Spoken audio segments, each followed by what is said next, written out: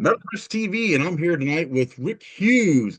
People probably know him from the band The Sword, but he has a new album out called Redemption. It's got some really powerful things happening on there, and I think fans are going to really kind of dig. It's a little bit different, probably, than what they used to listen to back in the day, but at the same time, I think that it's a fresh look, a fresh take on that, and glad to have you with us, Rick. I'm glad to be here. Obviously the most popular thing that's out there right now, people can find on YouTube if they were to search you, is The Real Me, the Who classic song that people are probably familiar with. And there's been a few other bands that have done that song over the years, but yours has something a little bit different. I think the lineup itself is a real interesting concept for that. Can we talk about how you came to put that whole thing together? Oh yeah, sure. The lineup came. It started with Brad Gillis. My manager and I we were looking for songs for the album because I wanted. I'm with Sword. I'm a songwriter. I've been a songwriter all my life, but I've been a performer too. So I wanted songs that I couldn't write myself, you know. So for that, you have to go through somebody else. So I talked to my manager, and back in the days after Sword, I did an album with Saints and Sinners, which was more of a hard rock feel to it. And we had a keyboard player from San Francisco, Jesse Bradman, very talented, great guy. So we asked him if he had some stuff for us, and he was working with Brad Gillis on some songs. So he introduced us to Brad. Brad wrote two songs for the album, and while we were at it, we knew we wanted to redo The Real Me, and that we needed a big league musicians for that.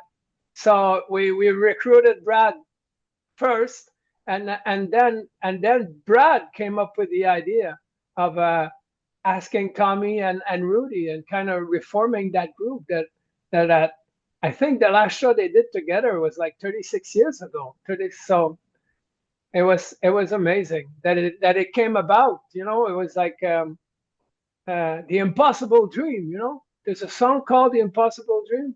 I mean, it's not even a dream come true because never in my wildest dream but I thought that this would have happened for my album. So I'm very grateful to them. Yeah, there's no short list of bands they've been involved with over the years either. So they brought a whole bunch of talent to you and experiences, I'm sure. I did notice a few songs do have a little bit of a country sound to them a little bit. So there's a couple on the album. One of them, I'm thinking of, like, Carry the Torch was kind of an interesting song to me. Not that it was so much country, but just the lyrics themselves and that. What was the inspiration for writing that song? There you go. That song was written by Jesse Bradman and Brad Gillis and David Sykes, who used to play with Boston for a while. So it was offered to me on a silver platter, and I went, "Wow, what a great song!" So the lyrics are they were written by my friend Jesse Bradman, and I don't know. It's about love. It's about trust. It's about carrying something, you know, being faithful, being loyal. So it fits me like a glove. Because I was thinking that, some of the lyrics, I was like, oh, if you were on the road, and stuff like that, it was probably something that would actually be, something you would think about when you were traveling on the road. That's why I was wondering if maybe it was an inspiration from that, but it might have been for, your friend that wrote it. Um, but, I think another song that was on the album, and, there's a lot of songs on this album, and there's a lot of really, really good songs on this album. But Will of the Thank Gun. you. Yeah, Will of the Gun. That's an interesting one. I know it's probably the most closest thing to a political song without being a political song at the same time because of the topics that are in it. And we've interviewed a few people in the past that have, like, politics, but your album's not like that. It's a really fun-loving album, I want to say. So let's talk a little bit about the Will of the Gun, what that's all about. Well, let's bring John Webster into the conversation. Jon Webster is a producer. He's now a friend of mine. He's one of the most talented person I ever met in my life. Let's take for instance the Real Me. The Real Me, the sound of the Real Me with the part with the solo, Brad Gillis in it. That's Jon Webster. So the song, the Will of the Gun, was offered to me by Jon Webster. We had all the songs for the album that I recorded in Vancouver. I'm from Quebec, the other end of the country. So I flew to Vancouver. I was supposed to record 6, 7 songs, but I was so prepared for my album that I recorded them all. We had 9 songs, and there was 1 song missing. So while I was there, he and his wife, which Annette Ducharme, talented songwriter, offered me the song while I was there, and I listened to it, and I went, wow, that's what we need for the album. We needed something. What I like about my album is that, to me, each song is different. Each theme is different. To me, rock music is not just rock music. It's a genre. Rock music is blues rock. It's blues rock. It's hard rock. It's heavy rock. It's soft rock. It's pop rock. You know, the Beatles. The Beatles were the greatest band ever. Well, they sang pop and they sang heavy metal when they did Helter Skelter, you know? So these are my idols. People who when they do something, they try to make a story out of 10 songs, but make sure that the story is not repeating itself on every song. So like you say, if you're in your car and you listen to the whole album, well, you will listen to different genres. It's not just going to be hard rock or soft rock. It's going to be all of it. So I think there's a little bit of something for everyone on that album, which is something that's really cool because, if you pick up an album, sometimes you'll listen to it and you say, wow, that sounds just like the last song I heard. And that one's very much like the last one I heard. That's not the case with this album. This album's a little bit of everything like you're talking about. And it's actually a fun album to listen to. I've actually listened to it a couple of times now. And I have to be really Thank you. and say, I'm really impressed with the craftsmanship that was put into it, especially your voice. I mean, obviously that's your trade. That's what you've been doing. You've been performing, but your voice has a lot of different levels and layers and octaves in it and stuff. Is there any formal training along the way, or just kind of self-taught, or how did that all come to be that you became a singer?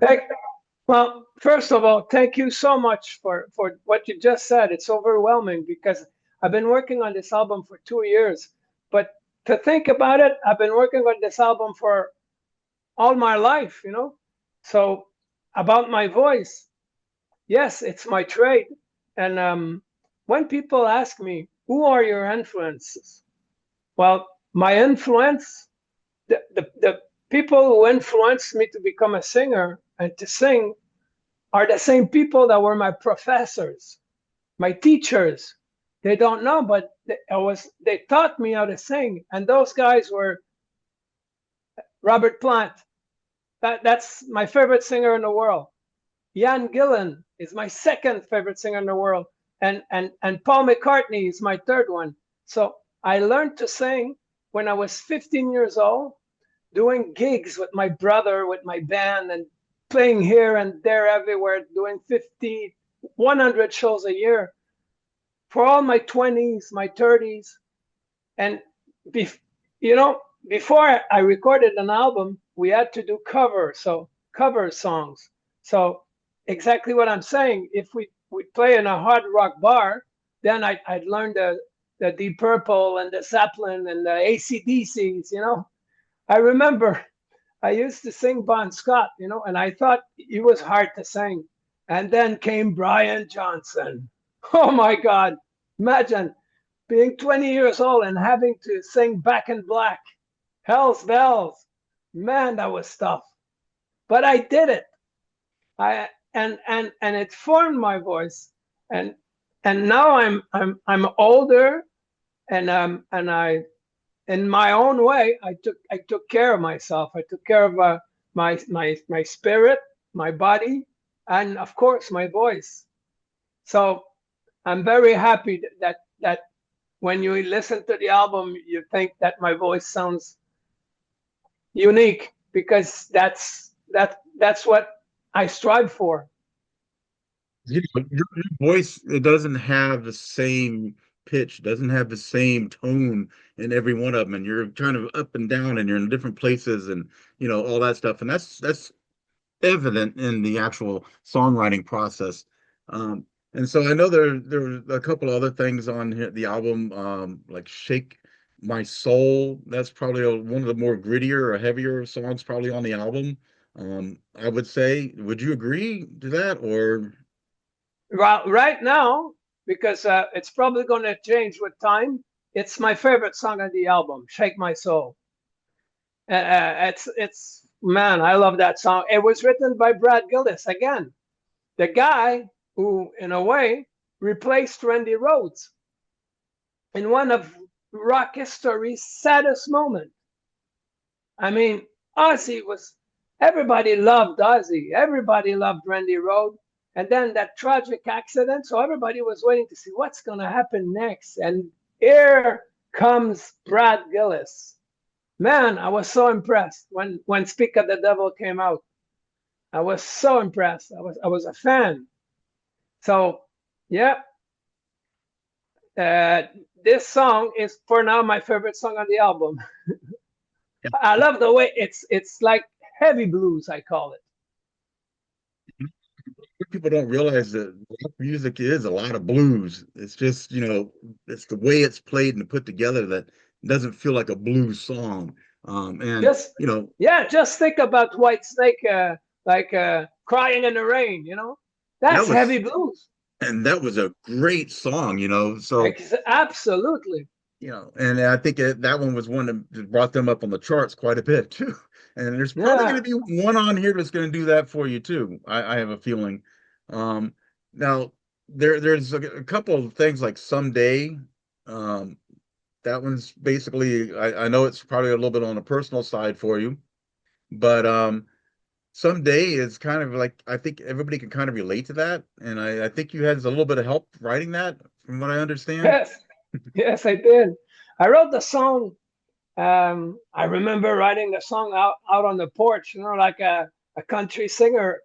I was uh, I was outside with my acoustic guitar, just building the song. So I was working with Aldo Nova at the time. So I showed him the song. I wanted to put it on the Saints and Sinners album, and he was doing Blood on the Bricks at that time with Bon Jovi. So he said, Rick, wait, you got plenty of ballads on your album.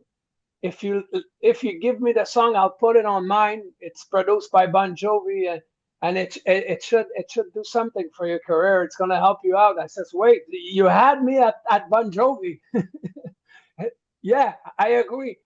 So they took the song, they rewrote it, we split the credit, and the rest is history. It was a big hit for Aldo when he released it almost 20 years ago. So now it's my turn. Yeah, and so being able to write with somebody like that and having that opportunity, it's probably one of those things, like, you again probably never thought that was ever going to happen in your lifetime, that you'd have those opportunities, and it's come to you sometimes. And I think life's like that. I think it's just like, something happens, and then, oh, that happens, and then next thing you know, you've done something that you never thought was possible, kind of what you were saying in the beginning of the interview. A perfect Yeah. world kind of spins right into that topic, like, creating a perfect world, out of everything that goes on in life. I would think was kind of where I kind of thought the song was kind of leading into, if I'm correct. Yes, Perfect World was written by Amanda Marshall, pop artist. So when it was offered to me, I went, wow, it fits perfectly with my redemption concept of the album. I keep saying, like you said earlier, Will of the Gun is probably the more political because of the title and some phrases here and there. If you read between the lines, it goes towards reconciliation. But perfect in a perfect world, I keep saying to everybody, never mind peace on earth. It's unachievable. peace within. That's the perfect world. If you're in peace with yourself and your surrounding, your wife, your kids, your dogs, your neighbors, you're living in a perfect world. That to me is the perfect world. If you if everything is okay at home, then the rest I can deal with. The other way around, I cannot deal with it. It goes on because when we're younger, everything's like, got to do this, got to do this, got to do this. I think we tend to slow down a little bit when life starts happening to us. And I think we start paying attention more to what's going on. We start feeling like, hey, this is more important, for me to focus on right now than this is, because you know what? This matters. This is something I can do at another time. And I think we start picking and choosing our battles, as people say. Um, so I know you're, born in Canada, you're, speak French. And so it's really interesting when we hear you singing in English, and knowing that, and then to hear songs on the album that are actually being or sung in French. It's kind of interesting, but you know what? I may not understand the words personally, but the music's really good. And sometimes that's what I listen to more that's my first thing that catches me is like, oh, that's a really cool riff. I like the way that sounds, or that's a good beat, or hey, I can hear the bass player in here. But I can't hear bass players in some bands because they're overpowered by the guitars and the drums. It's not balanced, and that's not the case. So, you want to talk a little bit about some of the French songs that you put on here on this Sure, album? sure. Yeah, sure. It would be my pleasure to do so because to me, this is a very important part. There's different angle to look at it. First, when we started to look for songs to build the perfect piece as we can, um, we I said to my manager, I said, we need at least 3 French songs if we have 10 songs. He said to me, are we doing a French or English? I said, both. We're doing both. Because just take Rammstein. They sing in German. Nobody understands what they're saying. Would you imagine Rammstein singing in English? No. So there's another angle. Now, the final angle is that, as you can hear, I have a thick accent when I speak because where I live in Quebec. I live in a little mountain called Mont Saint-Hilaire. Everybody's French. My wife's French. My kids are French. My mom was French. I speak French 24/7. So when I was about to tackle the world, because I've been doing my career here in Quebec for the last 20 years, I had to dust off my English because I knew I was going to have to talk to you guys. And so I hope I'm doing okay because sometimes I'm translating my thoughts into words because don't get me wrong, I understand perfectly English. Everything I watch TV, I listen to music, and I understand.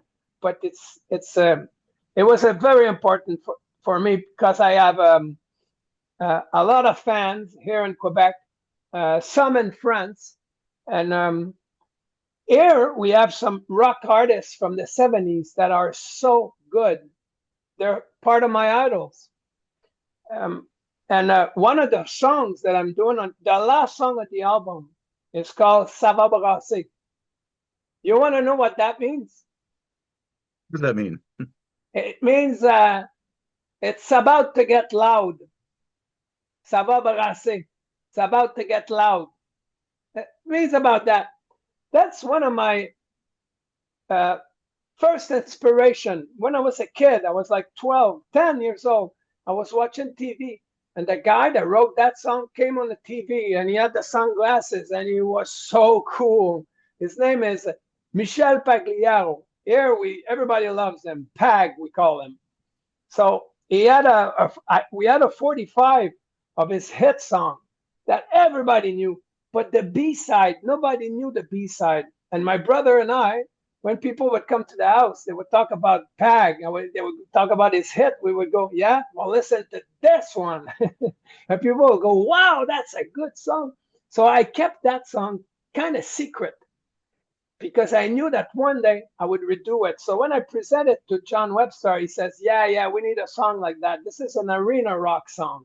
It's going to be good for the crowd, the French crowd, and I'm sure that the English crowd will dig it too.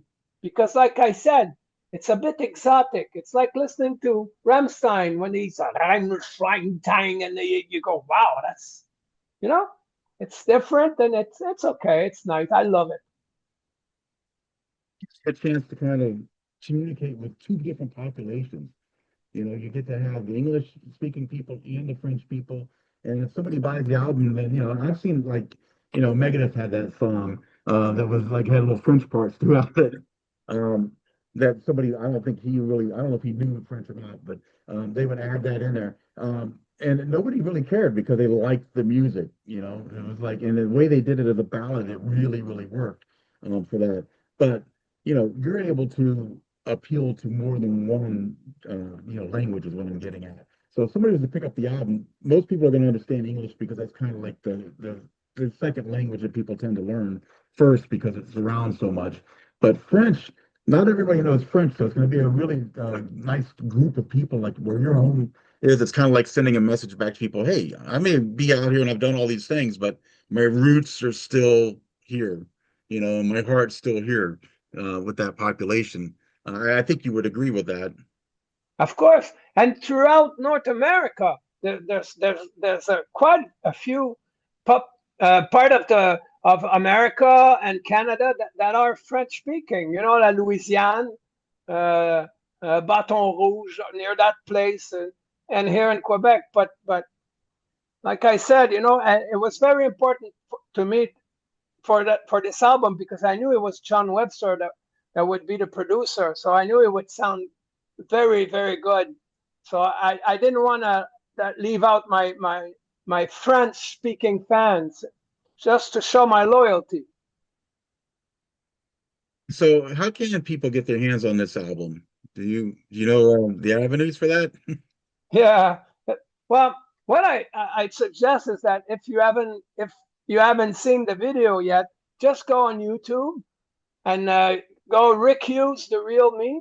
That will direct you to the Rick Hughes official page, and there's a link for my record company, which is Deco Entertainment, based in Philadelphia, and based in Philadelphia.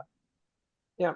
So just get in touch with Deco Entertainment, and they have a bundle that they're selling. The album's coming out on the 24th of October, and we have 100 copies that will be signed by the four of us, which is Brad Gillis, Tommy Aldridge, Rudy Sarzo, and I.